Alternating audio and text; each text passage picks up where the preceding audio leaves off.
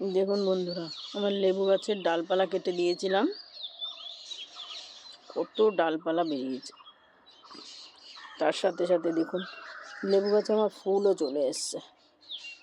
এই দেখুন প্রচুর ফুল এসে গেছে।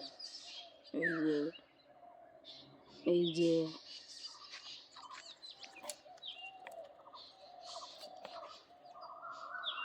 প্রচুর ফুল এসে গেছে।